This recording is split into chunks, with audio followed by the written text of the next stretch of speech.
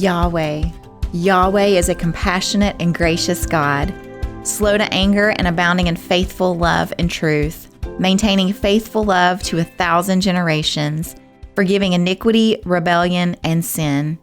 But he will not leave the guilty unpunished, bringing the father's iniquity on the children and grandchildren to the 3rd and 4th generation. Hey, Northside women, this is Tika Skulls, your women's ministry leader. I am so excited that you have joined us today on our podcast. Our book of the Bible for 2024 is the book of Exodus. Our key verses are the ones that I just read, and they are from chapter 34, verses 6 and 7. Our theme for this year is simply Yahweh, the Hebrew word for Lord. It's who God says He is. We want to study His character and know Him on a deeper level this year. Our goal for the next several weeks is to read through Exodus 2 chapters at a time, so 2 chapters a week. And we have special guests to do that for us throughout the 40 chapters.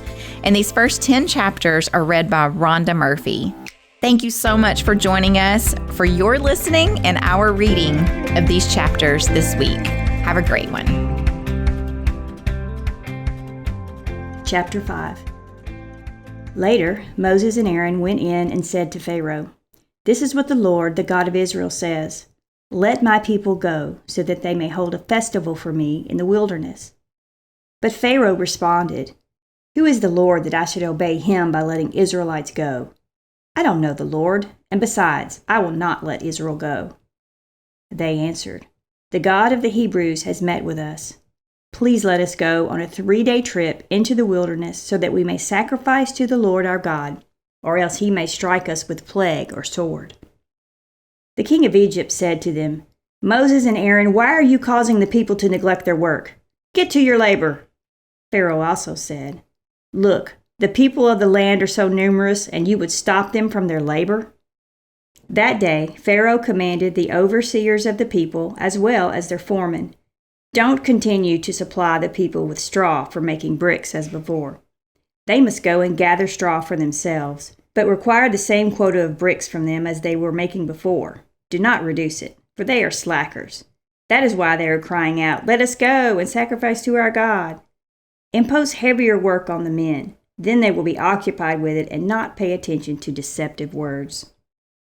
So the overseers and foremen of the people went out and said to them, "This is what Pharaoh says. I am not giving you straw. Go get straw yourselves, wherever you can find it, but there will be no reduction at all in your workload." So the people scattered throughout the land of Egypt to gather stubble for straw. The overseers insisted, "Finish your assigned work each day, just as you did when straw was provided." Then the Israelite foremen, whom Pharaoh's slave drivers had set over the people, were beaten and asked, "Why haven't you finished making your prescribed number of bricks yesterday or today, as you did before?" So the Israelite foreman went in and cried for help to Pharaoh. "Why are you treating your servants this way? No straw has been given to your servants, yet they say to us, 'Make bricks.' Look, your servants are being beaten, but it is your own people who are at fault." But he said, "You are slackers, slackers! That is why you are saying, 'Let us go sacrifice to the Lord.' Now get to work.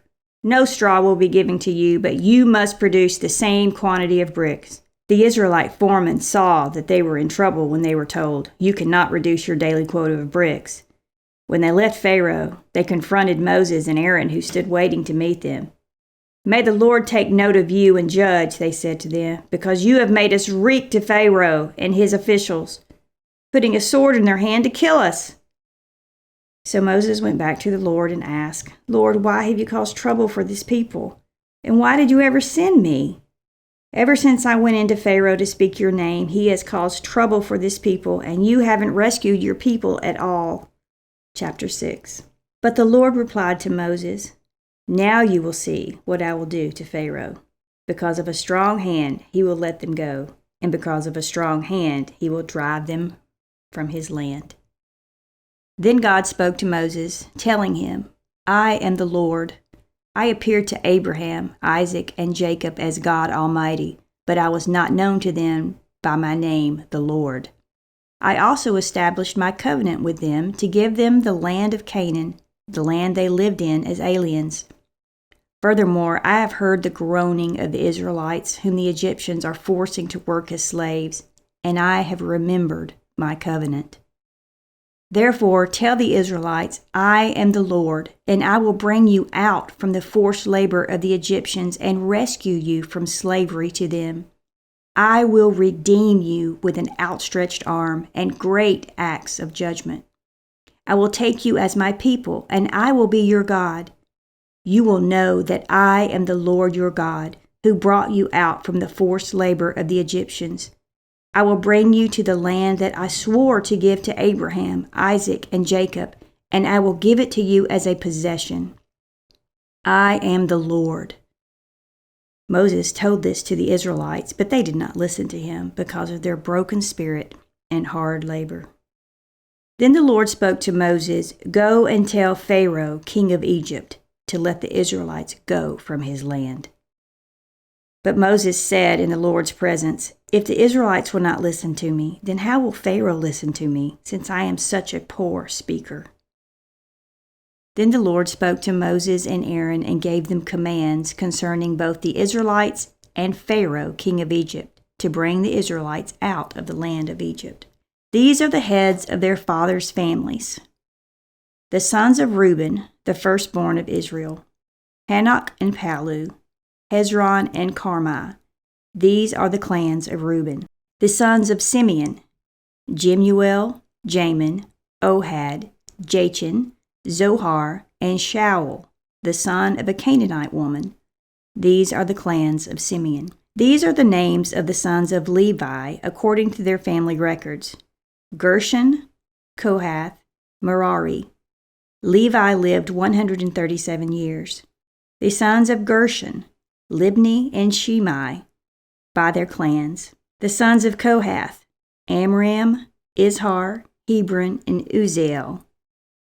Kohath lived 133 years.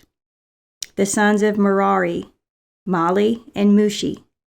These are the clans of the Levites, according to their family records. Amram married his father's sister, Jochebed, and she bore him Aaron and Moses. Amram lived 137 years. The sons of Uzziel, Mishael, Elzaphan, and Zithri. Aaron married Elisheba, daughter of Aminadab and sister of Nahshon. She bore him Nadab and Abihu, Eleazar and Ithamar. The sons of Korah, Asir, Elkanah, and Abishaph. These are the clans of the Korahites. Aaron's son Eleazar married one of the daughters of Putiel, and she bore him Phinehas. These are the heads of the Levite families by their clans. It was this Aaron and Moses whom the Lord told, Bring the Israelites out of the land of Egypt according to their military divisions. Moses and Aaron were the ones who spoke to Pharaoh, king of Egypt, in order to bring the Israelites out of Egypt. On the day before the Lord spoke to Moses in the land of Egypt, he said to him, I am the Lord. Tell Pharaoh, king of Egypt, everything I am telling you. But Moses replied in the Lord's presence, Since I am such a poor speaker, how will Pharaoh listen to me?